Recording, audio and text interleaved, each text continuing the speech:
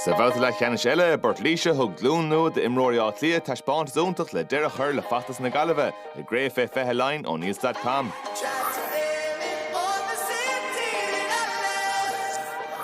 Leachtaí is túiscéad nún saí agus bhí deisian san agus tá deis fósan agus tá cúil fachta ag David O'Dowling chuúd sa go díagna mar sin. Tá sé fachta ag pursan a ríist agus é déanamh isteach an tún chuúil bet chur a gcóthaga ar aige a chúil amach.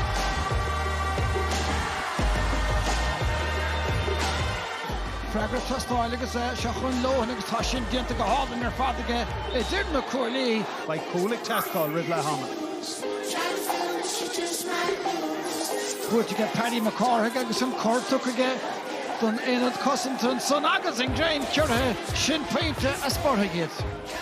Newton a rís Conor Newton agus tá anna chormaid agus tá na Cossaleisige buile mar hena meice ag Conor Newton. Cúil agus peinte le cumna neamhtanas scór ar fad. A rásisteach agus siúl ceart fé cúil eile teachtamil dá glia an tarna ceannaige David Purcell.